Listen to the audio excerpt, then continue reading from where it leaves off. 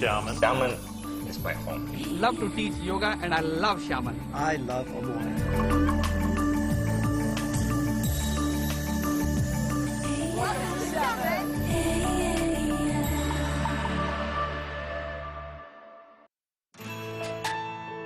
In this episode of Travelogue, I've got a date with Xiamen's foreign residents. I want to find out what, from their perspective, makes Xiamen one of China's most livable cities.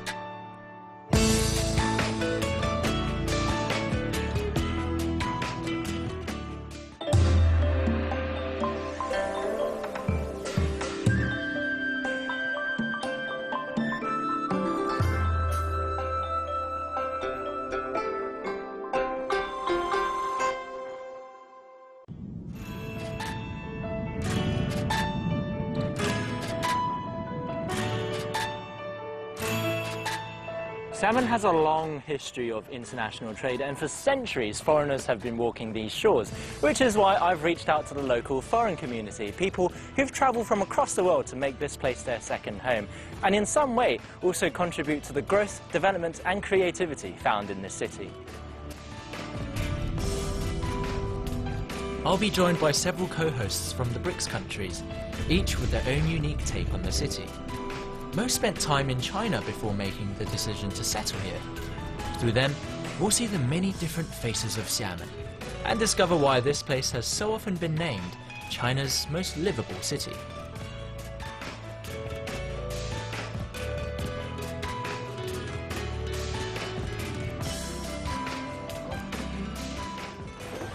So I've come to a very hip part of town called Xiamen, which has a lot of old alleys, and I'm here to meet a South African gentleman called Bjorn. At first glance, Xiamen is an interesting mishmash of old and new, and this gives me a clue as to what kind of person Bjorn might be. I'm Bjorn Leif. I come from Johannesburg, South Africa, and I have lived in Xiamen for 5 years. When I'm in South Africa, I miss Xiamen, and when I'm in Xiamen, I miss South Africa. So both places are home for me. Bjorn is quite the cinephile, even able to read and quite amazingly actually write ancient Chinese oracle script. Naturally, being so embedded in the local culture, Bjorn knows all the best eateries. We're heading to one that opens for just 3 hours every morning and only makes xia-cha-mian, satay noodles in a spicy fishy broth. This is one of my favorite buildings here in Xiamen. Oh, okay. It's really a wonderful Art Deco piece, and you find a lot of surprises here in Xiamen. Bjorn tells me Art Deco is also prevalent on the nearby Gulangyu Island. And looking up at the Greco-Roman columns and the wrought iron fixtures, you can almost imagine Cheongsam beauties flirting on the balcony, like something out of The Great Gatsby.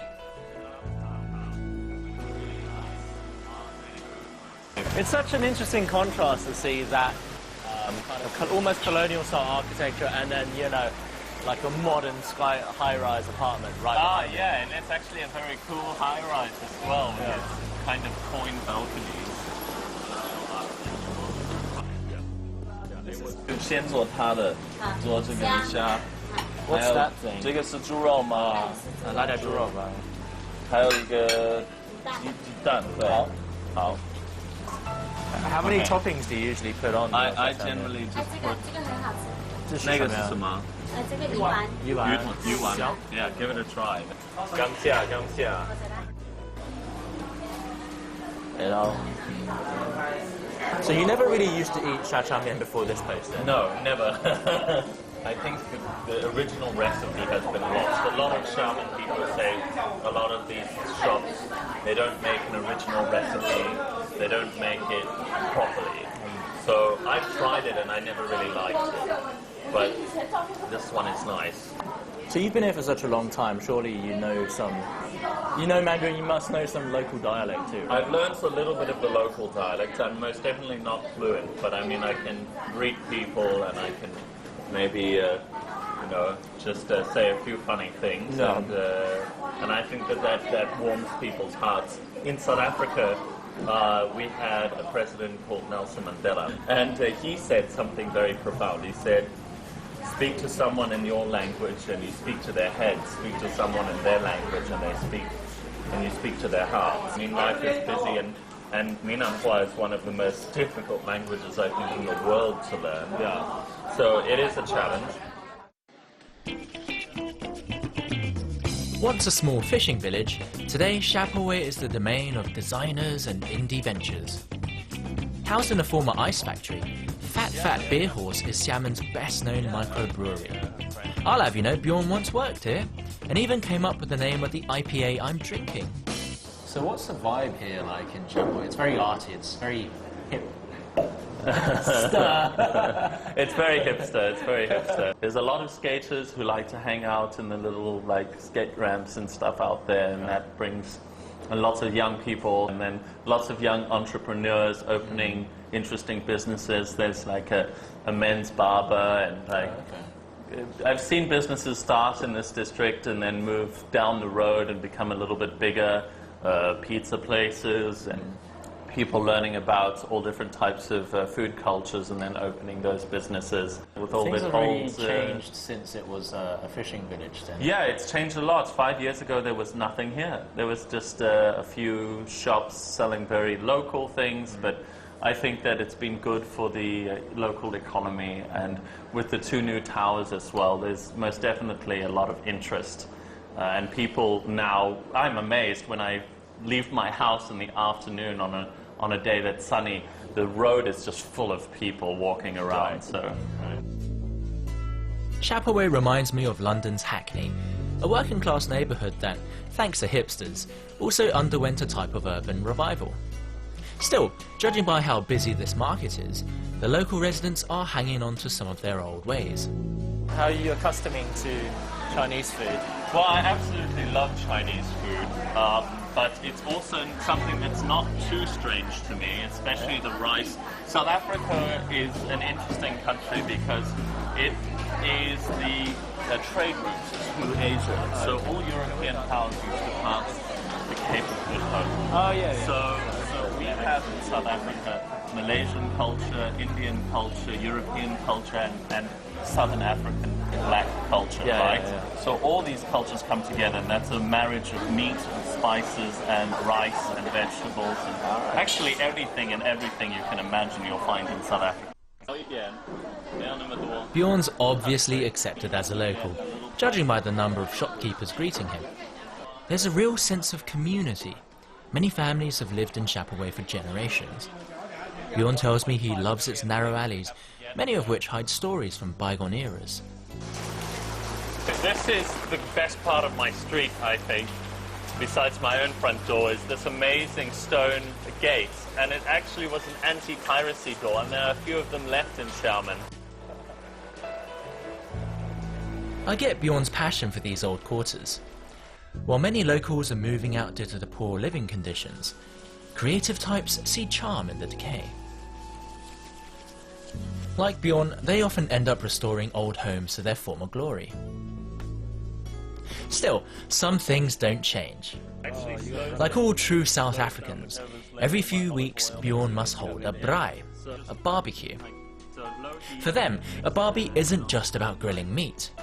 It's also about getting friends and neighbours together. South Africa is a young country with a strong immigrant culture, and I wonder if that's partly why Bjorn has settled in so well here. After all, Xiamen is far from an expat bubble, and living here allows Bjorn to immerse himself and truly become part of the local Xiamen community.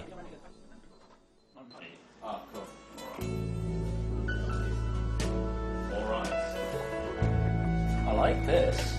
I guess it's Africa, right? Yeah, it is. My mom sent it to me to remind me of home. Oh, that's nice. Yeah, very sweet of her.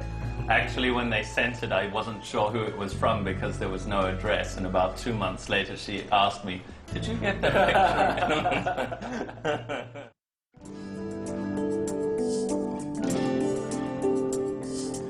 Oh, the sea's so nice and calm here. So I'm meeting an Indian gentleman called Atul, who's running a very successful yoga business here in Xiamen.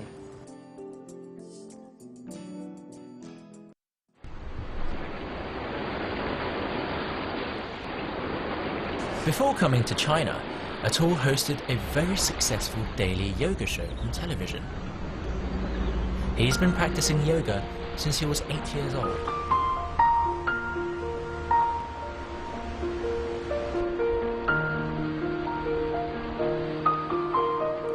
Hello everyone, my name is Atul Verma. I am from India and I am a yoga teacher.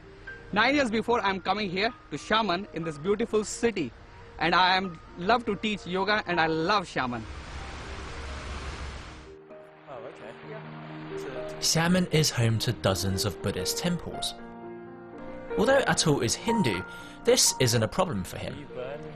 After all, there are many similarities between the two religions. Doing the show, was there so many temples here that it's really convenient? Today, Atul's brought me to his favorite place of prayer, the 300-year-old Tianran He temple. It may not be as old or as famous as some other temples, but here you can actually pray in peace, far away from the hordes of tourists.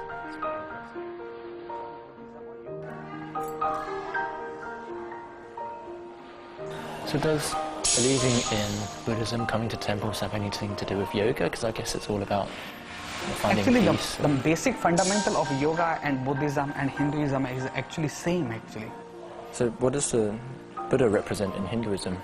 Buddha represent great knowledge, Yeah. and he is a symbol of the great peace actually.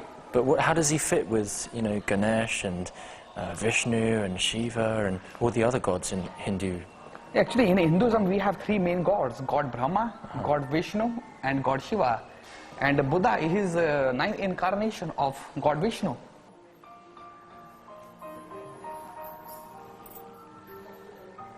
Hindu temples in China are pretty much non-existent, so I'm sure Atul's grateful to Xiamen's many Buddhist temples for allowing him to continue practicing this important part of his life.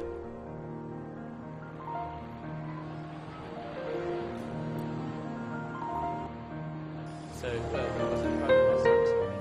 Yeah, he came in here. Yeah, it's good. After prayers, Atul often heads to the nearby temple restaurant.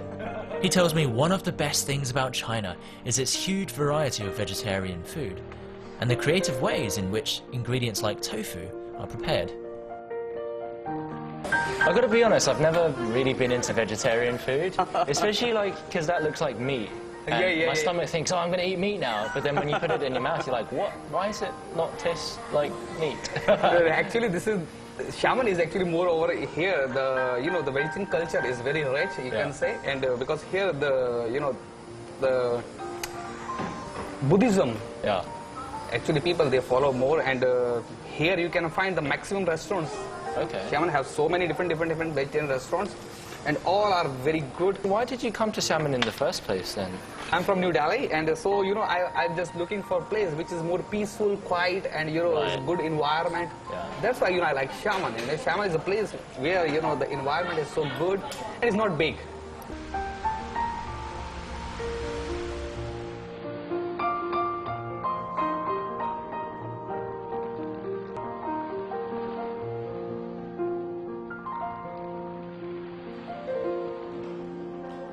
Today I'm attending Atul's aerial yoga class. Atul is a prolific trainer, and over the years his Ananta Yoga School has produced some 600 yoga teachers and taught over 30,000 students here in China. Though he gets invited to teach all across the country, at the end of the day, Atul always returns to his base here in Xiamen.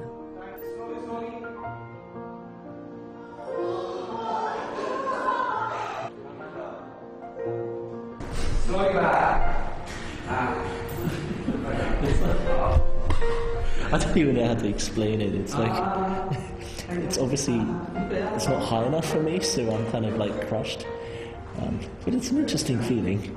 You never realise when you see these things that you can actually do it yourself, so relax. To be honest, I always thought yoga was for girls, but Atul is tanked, and this is proving to be a really good workout. I am absolutely soaked in sweat.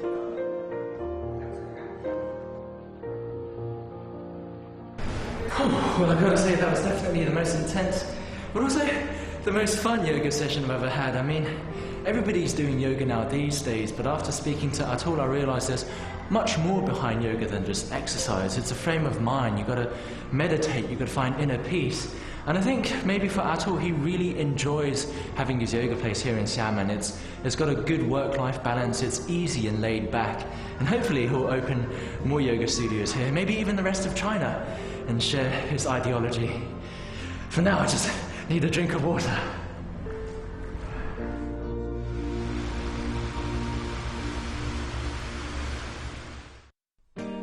Coming up next, I hang out with a Brazilian who's just begun his Xiamen adventure and meet a Russian martial artist with a heart of gold.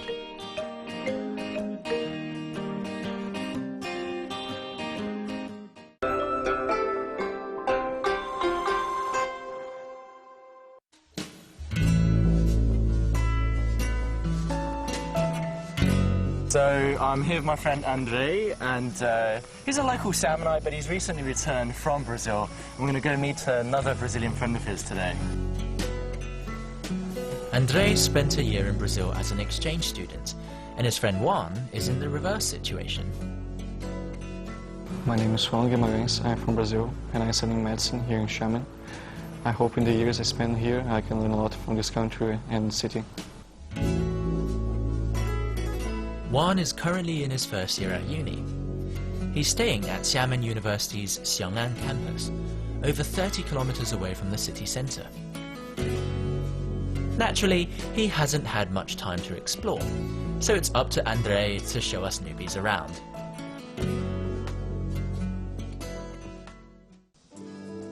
Not far from the campus is Dadeng Island, home to the village of Jindeng. The houses here are great examples of classical Minnan architecture. They're iconic red bricks made using mud from the local paddy fields. The village dates back around 400 years to the end of the Ming dynasty, but it's also played an important role in more recent Chinese history. Oh wow, this is nice. Yeah, this is the place, the headquarters of Nationalist Party located during the Second World War. Oh, okay. Yeah, no wonder all of the buildings are so well preserved. It's kind of strange. Judging by the intricate decoration, the owners must have been pretty wealthy. I think it was protected very well. Yeah. This is the courtyard of the house. Oh yeah. And you can still see some sculptures here, which is quite traditional. You can feel the wind come from the gates. Yeah. Usually this is a traditional design for house in this region. What about in Brazil? What's it like in Brazil? You can loosely define Minnan culture as coming from southern Fujian province. A typical Minnan home is square-shaped, symmetrical, and has an enclosed courtyard. Since the summers here are long, houses are built with shade and ventilation in mind. The rooms are wide and the eaves deep to prevent direct exposure to the sun. Next door, the third generation of the family who built this house still continue to ply their trade. 这个是怎么打出来的？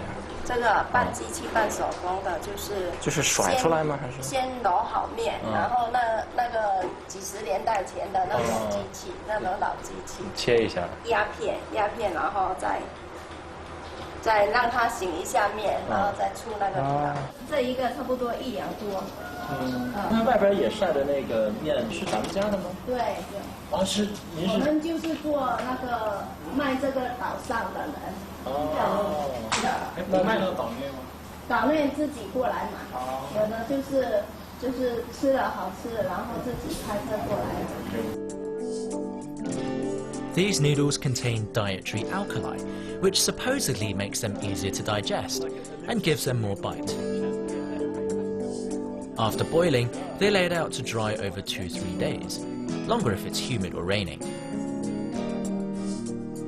This family has chosen a slightly different path from many other villagers, who still live off the sea and who pretty much guarantee that the local restaurants will always have the freshest seafood.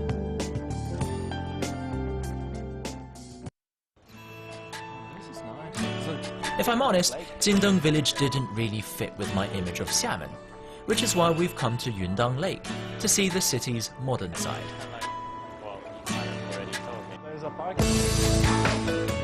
I mean, this is a great city to live in, really. You've got sea, you've got lakes, you've got loads of greenery. It's a quite good place for life. Maybe for family, I think. Yeah, the pace of life is quite slow. So your home is also on the beach? It's an island very close to the continent that you can easily cross. Oh, no way. Gardens in front of the beach. It's an old city. This is basically Brazilian Xiamen. Yes, that's very flat with only one mountain, like the center divided like 2 districts. Yeah. That's so interesting. So you pretty much, I mean, there's no culture shock, I guess, in the sense of your surroundings. I mean, if you compare both maps, you can see, oh, okay, that's pretty much same concept, but it's very different. I cannot say it's like similar. True. Same, but different. Yes, same difference. Cruising along in our solar-powered boat allows me to see for myself how dedicated Xiamen is to being a green city. With over 40% forest coverage and many bodies of water, it's easy to understand why Xiamen is sometimes called a garden city on the sea, especially when viewed from up here.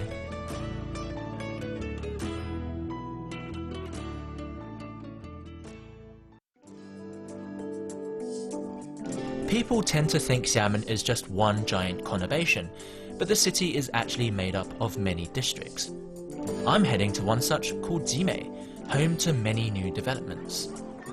So today I'm meeting a Russian gentleman who used to be a champion Muay Thai and Brazilian Jiu-Jitsu fighter, but why he's asked me to meet him here, I'm not sure. It doesn't quite look like a fighting gym.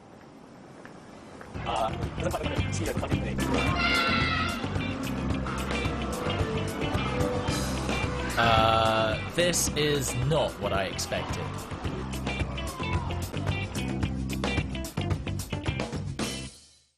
My name is Rustam. This is Irina, my wife. I'm from Russia, Siberia. She's from Vladivostok. We almost living in Xiamen more than 5 years. I meet my wife here, I married here, and I get my daughter here. So Xiamen is my home.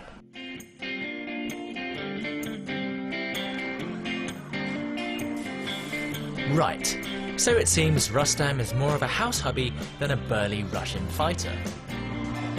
As it turns out, when he's not at the gym, Rustam spends most of his time with his children. He's very much the doting father. As you can tell, I'm not so good with kids.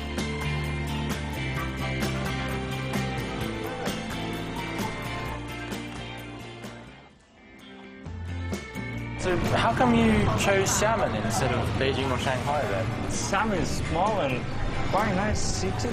You know, in big cities, every time is big pressure. Yeah. You must work, you must study, you must do something. In Xiamen, you can rest a little bit.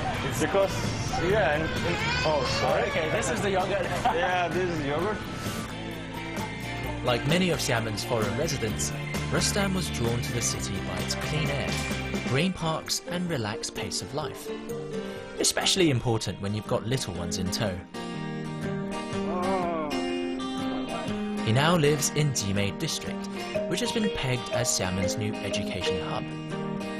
A great base for his family of 4.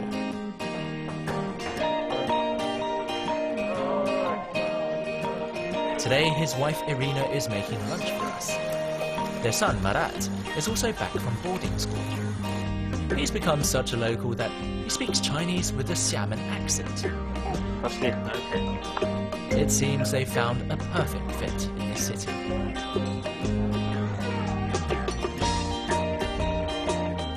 Oh wow, that's an amazing view, man. Yeah. Well done on finding this flat. Whose decision was it to move here?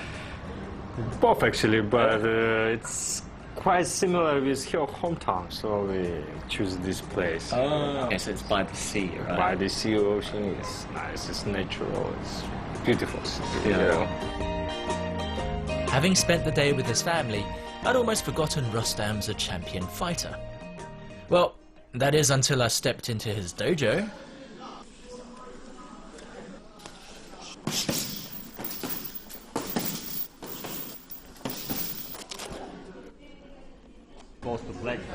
Back in Russia, Rustam won a score of Muay Thai tournaments.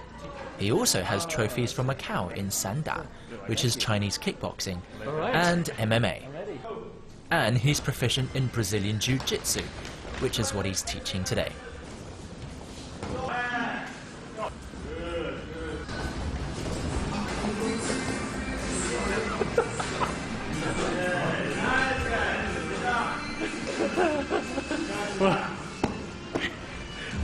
If you like bumping into people's heads with your bum, this is definitely the class to go to. There's so much legwork during warm-ups, I'm pretty much done already. It almost comes as a relief to be thrown around like a rag doll and put into various chokeholds. That said, Rustam is a gentle and patient teacher, and many of his students have gone on to win medals of their own. Although I don't think I'll be challenging them anytime soon. I control it. I think I'm pretty much done for today. I mean, I'm no champion, but I know what it takes to lose, and I've got it.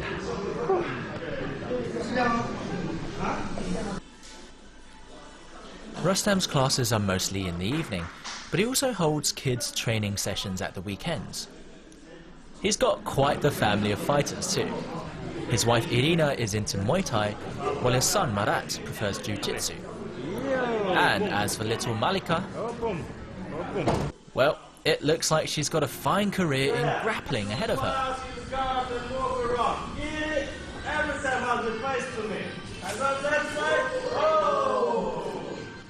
Xiamen seems ideal for Rustam, allowing him to pursue his passion for martial arts in a family-friendly environment. You've got so many championships under your belt, and you've got your own studio, so what's next? Next, you know, in the future, I want to open more studios. I want to target on more, like, teach more Chinese people, like, for martial arts, which I know. Okay. I mean, not the traditional Chinese, it's already, like, high level, and I need to something new, like new blood instead. You know, over the last couple of days, I've met so many people. I feel like I've made a couple new friends and kind of lived vicariously through them and seen so many different aspects of Xiamen. And regardless of their reason for coming here, whether it's to study or start a family or promote a way of life, for them, Xiamen has been a home away from home. And I feel like maybe the main theme is that it's got a perfect balance of work and life. And it's no wonder why Xiamen is one of China's most livable cities.